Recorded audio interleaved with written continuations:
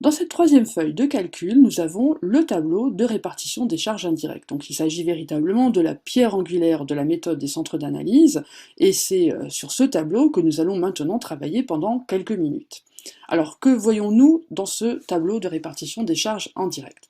Tout d'abord une première ligne que nous venons d'alimenter. Alors je vais me positionner sur la cellule administration, celle où nous avons un montant de 45 000 euros, nous pouvons constater que je fais référence au fichier donné. En effet, nous avons vérifié que la répartition primaire était bonne, donc il est possible maintenant de faire un lien direct entre les deux cellules.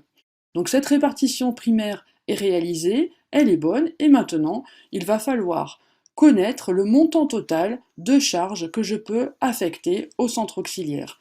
Est-ce que ces 45 000 euros sont suffisants pour le centre administration? Est-ce qu'il n'y a pas d'autres charges indirectes que je pourrais lui affecter?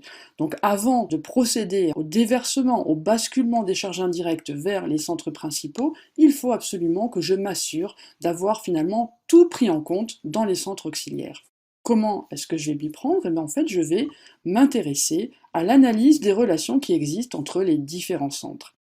Que montre cette analyse des relations qui existent entre les différents centres? Alors, je vais par exemple m'intéresser à la ligne administration.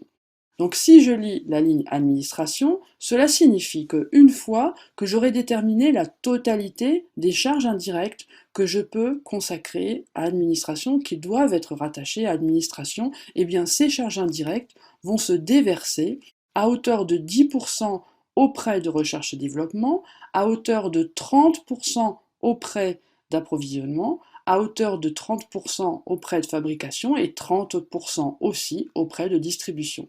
Donc en fait, je vais utiliser ces pourcentages pour m'aider à effectuer ces déversements des centres auxiliaires vers les centres principaux.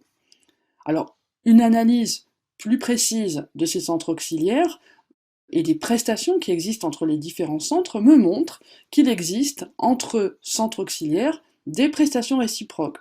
Cela signifie qu'à ce niveau de l'analyse, je ne connais pas la totalité des charges indirectes que je peux affecter à ces deux centres, c'est-à-dire que je ne peux pas procéder à l'utilisation de mes pourcentages pour les déverser sur les centres principaux. Il va falloir que je passe par une analyse plus précise de ces prestations réciproques, et si je fais référence à ma fiche méthode, nous verrons que cela signifie que je vais devoir résoudre un système d'équations. Nous sommes à présent dans l'onglet suivant, l'onglet qui va se focaliser sur la recherche finalement de la totalité des charges indirectes que nous pourrons affecter à administration, à recherche et développement. Alors nous avons parlé de prestations réciproques. De quoi s'agit-il? En fait, je vais simplement faire le tour des informations que j'ai sous la main. Qu'est-ce que me dit ce tableau? Quelles sont les informations que j'ai sous la main? Ce tableau me dit que la totalité des charges indirectes que je vais pouvoir affecter à l'administration se compose d'une part des 45 000 plus les 15% qui proviendront de recherche et développement. J'ai une autre information, on me dit que la totalité des charges indirectes que je peux affecter à recherche et développement se compose d'une part des 14 342 plus les 10% qui proviennent du centre administration. Donc nous avons véritablement un système d'équations à deux inconnues, tel que je peux le retrouver ici. Donc je vais résoudre ce système d'équations à deux inconnues et j'obtiens enfin un montant que je peux affecter à chacun de mes deux centres. Donc au final, la totalité des charges indirectes que je peux affecter à l'administration se monte à 47 869,34 et la totalité des charges indirectes que je peux affecter à recherche et développement se monte à 19 128,93. Cela signifie que désormais, je vais pouvoir commencer à répartir ces charges auprès des centres principaux.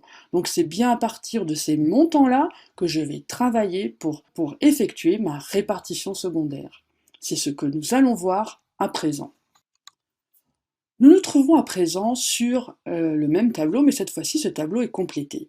Donc maintenant nous allons terminer en fait cette répartition des charges indirectes. Alors avant de commenter tous ces résultats, nous allons faire un petit focus sur notre fiche méthode.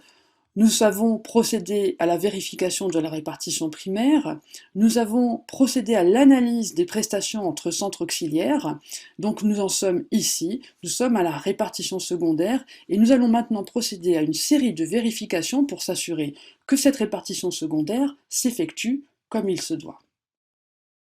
Alors dans un premier temps, nous allons faire le tour des informations disponibles, comme d'habitude, et puis remarquer quelques résultats intéressants de souligner.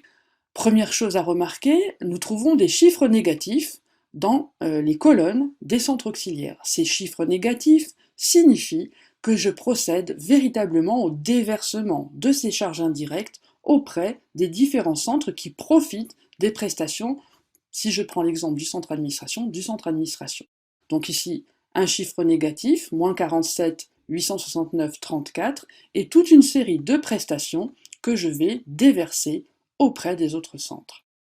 Le premier résultat intermédiaire remarquable est le suivant, c'est que la somme algébrique de toutes les données que je trouve dans la colonne administration, cette somme algébrique est égale à 0.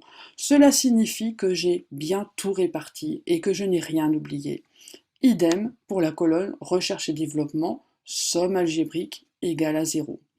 Si je veux maintenant m'intéresser à la façon dont cette répartition se fait, parce que je ne suis pas vraiment sûr d'avoir tout compris, je me rends sur la cellule, et là je constate qu'effectivement, j'ai travaillé à partir de 3 données. D'une part, la totalité des charges indirectes que j'ai pu définir auprès du centre administration, multipliée par le pourcentage qui m'a été donné dans le tableau d'analyse des relations entre les différents centres.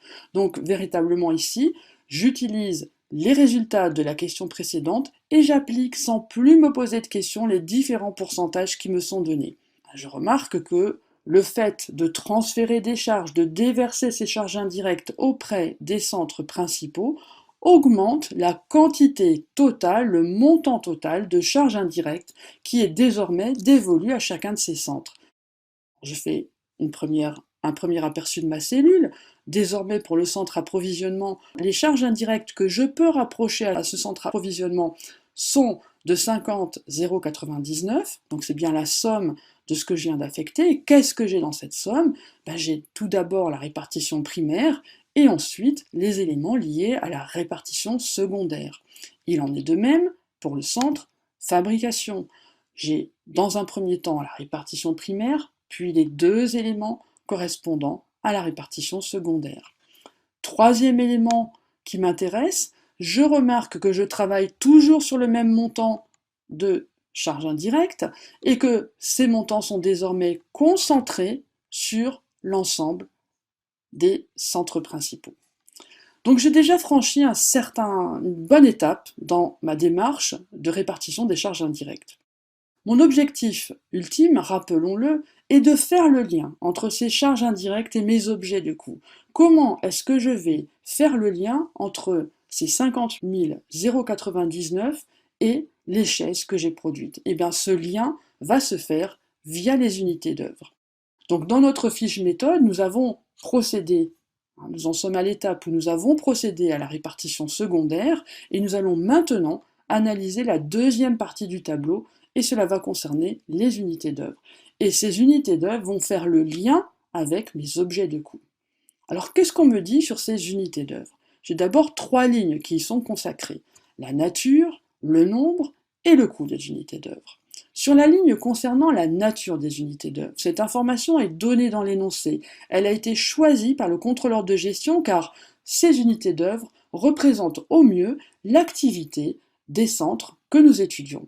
Donc si je prends le cas d'approvisionnement, le nombre de kilos de matière achetée représente au mieux l'activité de ce centre. La deuxième ligne correspond au volume ou au nombre des unités d'œuvre. Donc là, il nous faut les retrouver. On nous dit que pour le centre approvisionnement, c'est la totalité des kilos de matière achetée qui va compter, qui va être important. Donc si je clique sur la cellule, je me rends compte qu'effectivement, je suis allé chercher dans le fichier données les quantités à la fois de bois et de plastique qui ont été achetées durant la période et qui vont concourir à montrer l'intensité de l'activité qui a été générée dans ce centre. Si je m'intéresse maintenant au montant 1522,5. Il s'agit, d'après la lecture du tableau, de la totalité des heures de main-d'œuvre nécessaires à la fabrication de l'ensemble de mes produits, puisque je cherche à mesurer, à quantifier l'activité de ce centre. Eh bien, si je clique sur la cellule, je me rends compte que les calculs font référence à la gamme opératoire, c'est-à-dire que je vais multiplier le nombre d'heures nécessaires pour fabriquer une unité d'abilène multiplié par la quantité totale de produits abilène, plus le nombre d'heures nécessaires pour la réalisation d'un modèle Buffalo multiplié par la production totale du modèle Buffalo. Et si je vais sur le volume lié à la centaine d'euros de chiffre d'affaires, eh bien en fait, je vais toujours dans mon fichier données aller sur le tableau des ventes de l'année et je diviserai le chiffre d'affaires total par 100. Donc j'ai désormais le nombre d'unités d'œuvre.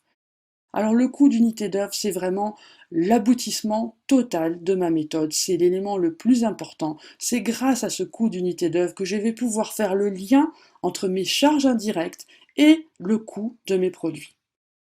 Comment calculer ce coût d'unité d'œuvre? Eh bien en fait, il s'agit simplement d'une division, la division du total des charges indirectes que j'ai pu affecter par centre. En l'occurrence, si je prends approvisionnement les 50 099,48 divisé par les volumes. Donc j'ai 3 coûts d'unité d'œuvre. Que signifie ce coût d'unité d'œuvre? Alors la signification est relativement simple une fois que je connais le processus de production de l'entreprise. À chaque fois que je vais utiliser 1 kg de matière achetée, je vais affecter à cette utilisation 3,76 € de charges indirectes. À chaque fois que je vais utiliser pour produire, pour fabriquer mon bien, 1 heure de main-d'œuvre, je vais affecter 47,21 de charges indirectes au titre de la fabrication. Et à chaque fois que mon produit va générer 100 € de chiffre d'affaires, je vais lui affecter 8,23 € de charges indirectes. Donc je vais utiliser ces informations dans le résultat analytique de chacun de mes deux produits. Et ce résultat analytique, comportant plusieurs étapes, je vais retrouver ces différentes unités d'œuvre aux étapes correspondant dans mon calcul. Je viens d'effectuer un travail relativement conséquent et maintenant je vais voir le fruit de mes efforts puisque désormais je m'approche du résultat analytique et de la réponse à la question quel est le produit le plus rentable des deux. Et nous allons voir cela dans quelques minutes. À bientôt!